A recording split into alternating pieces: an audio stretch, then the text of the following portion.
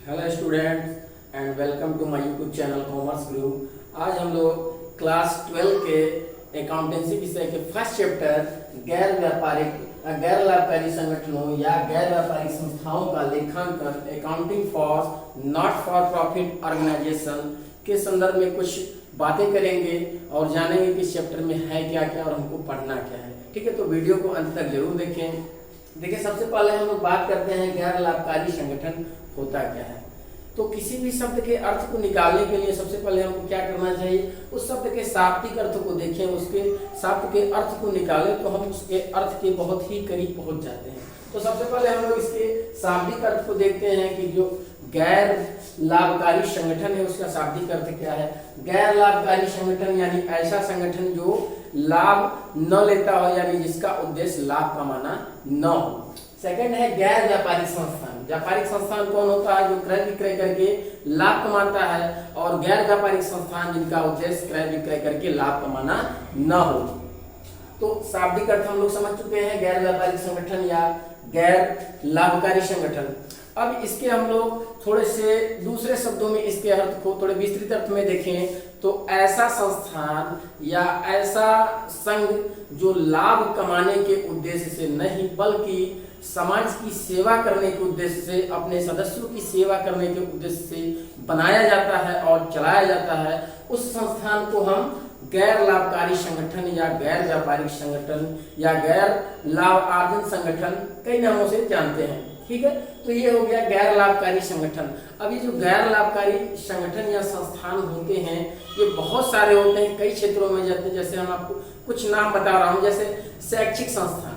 शैक्षिक संस्थान में कौन कौन से संस्थान आएंगे, जैसे स्कूल है, कॉलेज है, यूनिवर्सिटी या विश्वविद्यालय। ठीक है, शैक्षिक संस्थान हो गया। फिर हो गया धार्मिक संस्थान। धार्मिक संस्थान में मंदिर, मस्जिद, गुरुद्वारा, गिरजाघर ये सभी आ जाएंगे। उसके बाद बात करते हैं हम लोग खेल संस्थान की। खेल संस्थान में व्यायामशाला आ जाएगा, खेल क्लब आ जाएगा। इस टाइप के जो संस्थान होते हैं उनको हम खेल संस्थान में रखते हैं। फिर है सामाजिक संस्थान। सामाजिक संस्थान में जैसे अनाथालय है, विधवाश्रम है, अनाथालय है, पुस्तकालय है, औषधालय है। इस प्रकार के जो संस्थान होते हैं उनको हम लोग सामाजिक संस्थान में रखते हैं। इसके अलावा भी कुछ संस्थान होते हैं जैसे मनोरंजन व सांस्कृतिक संस्थान।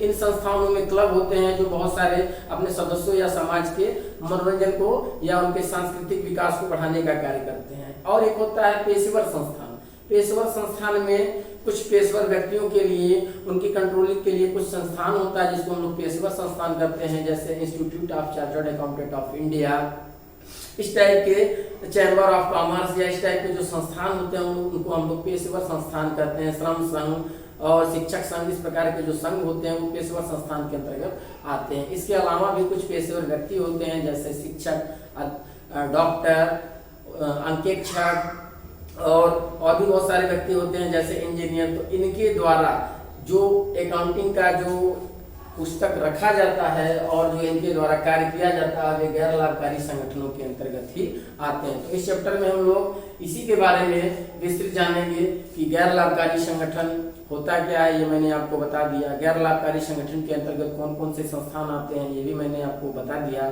अब आगे हम लोग देखते हैं कि जो गैर लाभकारी संस्थाएं होते हैं वे कौन कौन से लेखांकन अभिलेख अपने पास रखते हैं। ठीक है, तो यहाँ पे मैंने अभिलेखों के नाम लिख रखे हैं जिसको आप देख सकते हैं और समझ सकते हैं। जो फर्स्ट है रोकड़ बही या कैश बुक। आप रोकड़ बही से अनभिज्ञ नहीं है।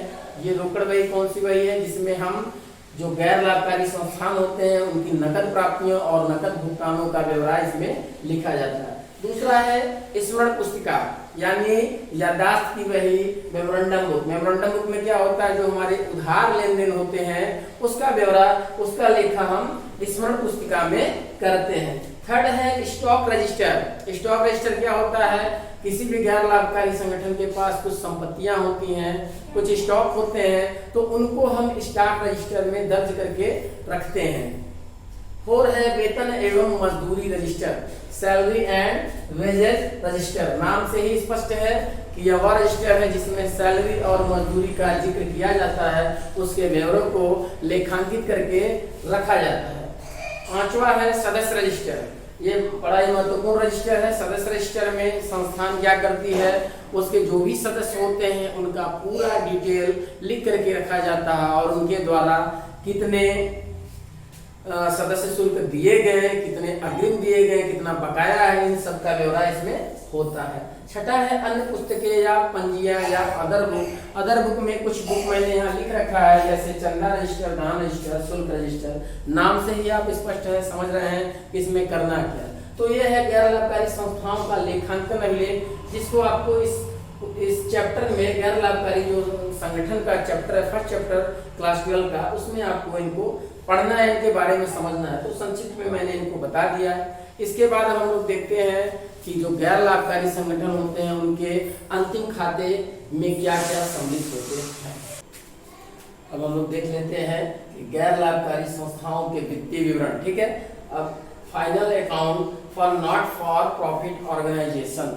तो जो गैर लाभकारी संगठन होते हैं उनके वित्तीय विवरण में या अंतिम खातों में किस किस खातों को सम्मिलित किया जाता है, उसका मैंने यहाँ डिटेल रखा है, लिख रखा है, आप लोग देख सकते हैं। तो फर्स्ट अकाउंट जो हम लोग बनाते हैं, प्राप्ति एवं भुगतान खाता यानी रिसिप्ट एंड पेमेंट अकाउंट। इसका एक और नाम है, इसको हम लोग बोलते हैं आगम एवं शोधन खाता।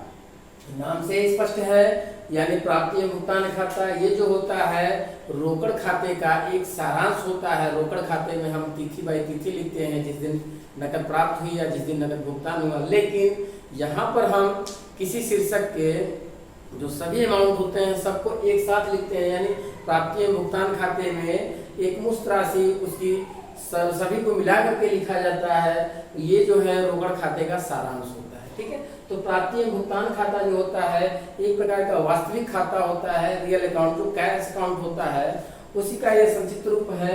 और कैश अकाउंट जो रियल अकाउंट होता है, और ये भी जो है रियल अकाउंट यानी वास्तविक खाते से ही संबंधित है। अब जो प्राप्ति एवं भुगतान खाता किसके आधार पर तैयार किया जाता है, रोकड़ आधार पर, रोकड़ खाते के आधार पर। और ये जो प्राप्तियां होती हैं, ये प्राप्तियां नकदी में होनी चाहिए, वो चाहे चालू अवधि से संबंधित हो या पूर्व की अवधि से या आगामी अवधि से, केवल नकदी प्राप्त होनी चाहिए। और जो नकदी प्राप्त होती है उसको हम इसमें लिखते हैं। इस खाते को जब हम बनाते हैं तो इसके 4 कॉलम होते हैं, रिसिप्ट अकाउंट, अमाउंट और पेमेंट और अमाउंट। तो जो खाते का जो कॉलम होता है उसमें इसमें हम प्राप्तियों को बाएं साइड में यानी रिसिप्ट वाले अमाउंट में और भुगतानों को दाएं साइड में यानी पेमेंट वाले कॉलम में लिखते हैं। तो इसको बनाने के बाद ये जो बनता है ये प्रारंभिक शेष से बनता है, यानी इसका जो पिछला शेष था वो पिछला शेष डेबिट भी हो सकता है और क्रेडिट भी हो सकता है। डेबिट है तो आपका फेवरेबल बैलेंस और क्रेडिट है तो अधिकतर से हम पहले रोकड़ खाते में समझ चुके हैं। बनाने के बाद लास्ट में फिर इसका जो शेष बचता है वो डेबिट हो सकता है या क्रेडिट हो सकता है। अगर डेबिट है तो हमारा रोकड़ शेष है और क्रेडिट है तो हमारा अनविकल शेष है। ठीक है, तो ये प्राप्ति एवं भुगतान खाता है जिसको अभी हम लोग आगे इस चैप्टर में और विस्तार से पढ़ेंगे और समझेंगे। यहाँ केवल मैं आपको संक्षिप्त रूप इसका बता रहा हूँ। दूसरा खाता है, इसको बनाने के बाद हम बनाते हैं आय व्यय खाता यानी इनकम एंड एक्सपेंडिचर अकाउंट। ये खाता जो है कौन बनाता है, गैर लाभकारी संस्थान। ये क्यों बनाया जाता है, नाम से स्पष्ट है, आय व्यय खाता। आय और व्यय का हिसाब किताब रखने के लिए कि हमने कितना आय प्राप्त की, कितना व्यय किया और लास्ट में हमको कुल कितनी बचत या कमी हो रही है। ठीक है, यानी हमारा सरप्लस कितना है और हमारी डिफिशियंसी कितनी है। इसमें हम क्या करते हैं, जो हमारा उस वित्तीय वर्ष का आयगत प्राप्तियां होती हैं केवल उसी का लेखा इसमें किया जाता है आयगत आय व्यय खाता में। ठीक है, जो आयगत प्रकृति के होते हैं और वो चाहे नकदी हो या उपार्जन, तो इसमें हम लोग उपार्जन वाले सिस्टम को लेकर के चलते हैं, यानी वो उपार्जित हो गया तो उसको हम इसमें लिखते हैं, वो चाहे बकाया हो चाहे एडवांस हो, लेकिन वो उस वित्तीय वर्ष का होना चाहिए। ये जो आय व्यय खाता होता है जो व्यापारिक संस्थान बनाते हैं, लाभ हानि खाता उसी से रिलेटेड है। बाएं साइड में हम लोग सभी व्यय को लिखते हैं और दाएं साइड वाले कॉलम में हम सभी आय को लिखते हैं। क्योंकि ये हमारा जो संस्थान है ये गैर लाभकारी संगठन है, इसलिए हम प्रॉफिट एंड लॉस नहीं बनाते हैं, क्योंकि हमारे बनने का उद्देश्य लाभ कमाना नहीं है।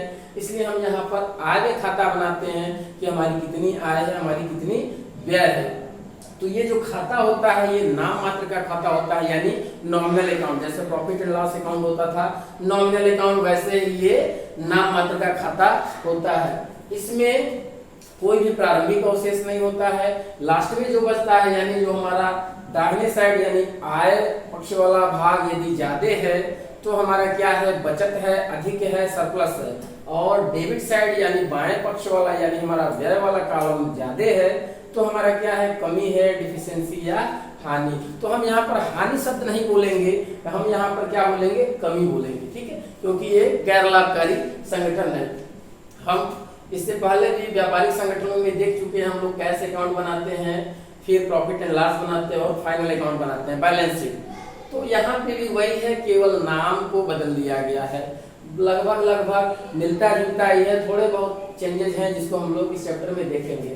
तो इसको बना लिए, फिर आय व्यय खाता बना लिया, उसके आधार पर हम आर्थिक चिट्ठा तैयार करेंगे। ये आर्थिक चिट्ठा वैसा ही होता है जैसे हम लोग इससे पहले व्यापारिक संगठनों के द्वारा जो आर्थिक चिट्ठा बनाया जाता है उसको हम लोग बना करके समझ चुके हैं, उसी के जैसा ये भी होता है। आप बैलेंस शीट जानते हैं, 4 कॉलम होता है, liability, amount, assets, amount 4 column होते हैं। लायबिलिटी साइड में सभी अपने दायित्वों को लिखते हैं और एसेट साइड में सभी अपने संपत्तियों को लिखते हैं।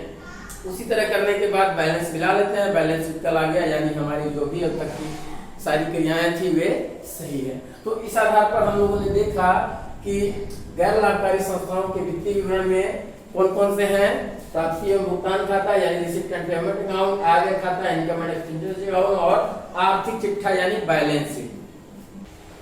तो अब हम लोग देखते हैं प्राप्ति एवं भुगतान खाता तथा आय व्यय खाता में अंतर। इसमें बहुत सारे अंतर हैं, कुछ अंतर के आधार पर मैं यहाँ लिख रहा हूँ और आपको समझाने का प्रयास करता हूँ। जो पहला अंतर क्या होता है, खाते की प्रकृति। तो पहला क्या है, प्रकृति, ठीक है। जो इनकी खाते की प्रकृति होती है वो किस स्वभाव की होती है, जो प्राप्ति एवं भुगतान खाता है ये वास्तविक खाता होता है और जो आय व्यय खाता है ये नाम मात्र का खाता होता है, यानी ये रियल अकाउंट होता है और ये नॉमिनल अकाउंट होता है। दूसरा जो अंतर है वो क्या है, प्रारंभ, ठीक है, प्रारंभ। अब प्रारंभ कैसे करते हैं, जो हमारा प्राप्ति एवं भुगतान खाता है वो जो प्रारंभ होता है वो प्राथमिक शेष से प्रारंभ होता है, यानी उसका जो बैलेंस होता है पिछले वित्तीय वर्ष का वो भी आता है और उसके साथ प्रारंभ होता है। जबकि आय व्यय खाता जो होता है उसका कोई प्रारंभिक शेष नहीं होता है, उसको नए सिरे से बनाया जाता है। तो ये हो गया आपका प्रारंभ वाला अंतर।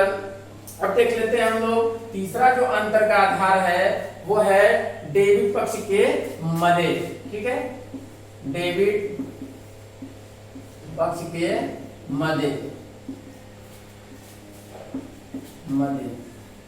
अब हम लोग देखते हैं कि प्राप्ति एवं भुगतान खाता तथा आय व्यय खाता के डेबिट पक्ष में कौन कौन सी मदे लिखी जाती हैं। जो प्राप्ति एवं भुगतान खाता होता है उसके डेबिट पक्ष में सभी नकद प्राप्तियों को लिखा जाता है और आय व्यय खाते के डेबिट पक्ष में सभी व्ययों और हानियों को लिखा जाता है। अंतर स्पष्ट समझ में आ रहा है आपको। अब चौथा जो अंतर है वो जो चौथा पॉइंट है वो क्या है, क्रेडिट पक्ष, ठीक है। अभी हमने यहाँ डेबिट लिखा था, अब यहाँ हम लिख रहे हैं क्रेडिट पक्ष के मदे, ठीक है। अब देखते हैं हम लोग क्रेडिट पक्ष में क्या आता है। जो प्राप्ति एवं भुगतान खाता होता है उसके क्रेडिट पक्ष में वो भुगतान पक्ष है, उसमें सभी नकद भुगतानों को लिखा जाता है तथा आय व्यय खाता के क्रेडिट पक्ष में क्या लिखा जाता है, सभी आयों को लिखा जाता है, ठीक है। अब वो आय चाहे वो आय जो है रेवेन्यू नेचर का होना चाहिए यानी आयगत स्वभाव का और वो उसी वित्तीय वर्ष से रिलेटेड होना चाहिए। तो हमने यहाँ 4 अंतर देखा। जो पांचवा अंतर है दिखाई जाने वाली मदे, जो पांचवा हमारा अंतर है दिखाई जाने वाली मदे, दिखाई जाने वाली मदे।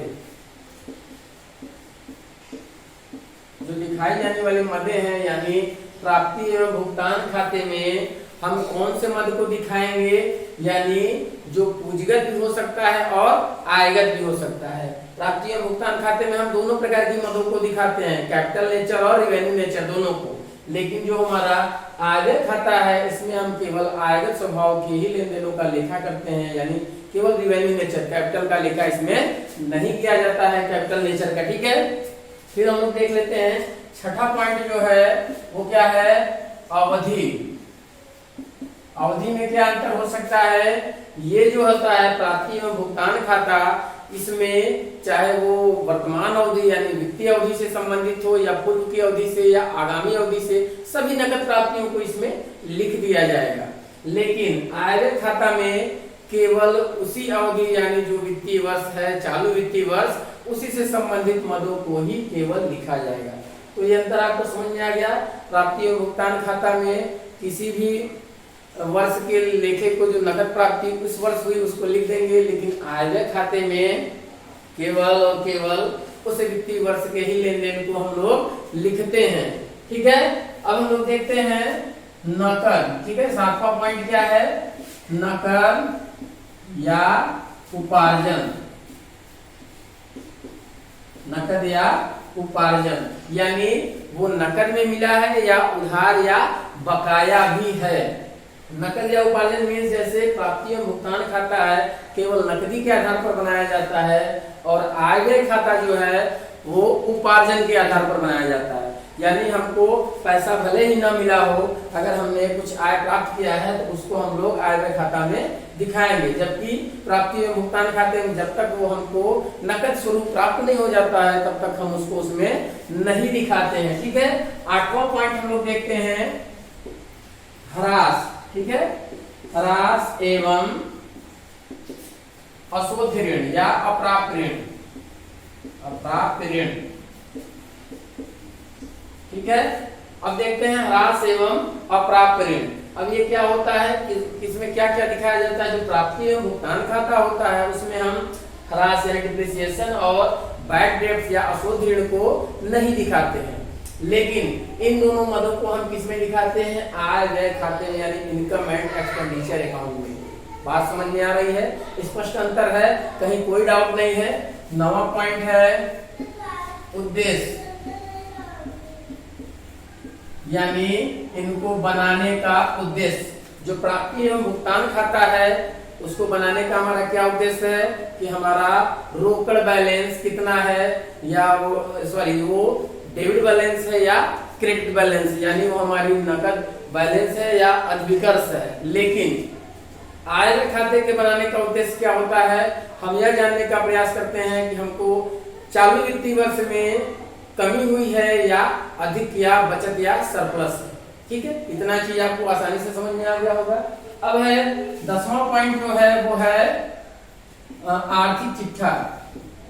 इसके आधार पर हम लोग अंतर को देखते हैं। आर्थिक चिट्ठा, आर्थिक चिट्ठे में क्या अंतर है, देखिए जो प्राप्ति एवं भुगतान खाता है एक प्रकार का स्वतंत्र खाता है, इसके साथ किसी और खाते को बनाने की जरूरत नहीं है। यानी आप अगर इसको भी बनाते हैं तो आपका काम चलेगा, यानी इसके साथ आर्थिक चिट्ठा बनाने की कोई अनिवार्यता नहीं है।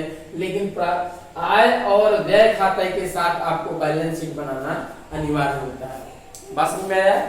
इसके खाते के साथ प्राप्ति भुगतान के साथ आर्थिक चिट्ठा बनाना आवश्यक नहीं है, लेकिन आय व्यय खाते के साथ आर्थिक चिट्ठा बनाना आवश्यक है। अब है आखिरी पॉइंट हम लोग देखते हैं 11वां पॉइंट, दोनों पक्षों में अंतर।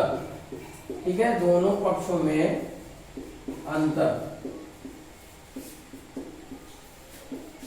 दोनों पक्षों में अंतर यानी दोनों पक्षों में अंतर क्या होता है, जैसे कि प्राप्ति एवं भुगतान खाता है उसका यदि डेबिट शेष क्रेडिट शेष से अधिक है तो उसको हम लोग शेष कहते हैं रोकड़ शेष। ठीक है, और यदि उसका क्रेडिट शेष डेबिट शेष से अधिक है तो उसको हम लोग अधिकर्ष कहते हैं। ठीक उसी तरीके से आय व्यय खाते में यदि हमारा आय वाला जो पक्ष है वो व्यय वाले पक्ष से अधिक है तो उसको हम बचत या सरप्लस या अधिक कहेंगे। वहीं अगर व्यय वाला पक्ष आय वाले पक्ष से अधिक है तो हमारी कमी या डिफिशियंसी कहलाती है। तो इस प्रकार हम लोगों ने प्राप्ति भुगतान तथा आय खाते में अंतर को देखा। ये कुछ अंतर के बिंदु हैं, आधार है, जिसके आधार पर हमने अभी इन दोनों में अंतर किया।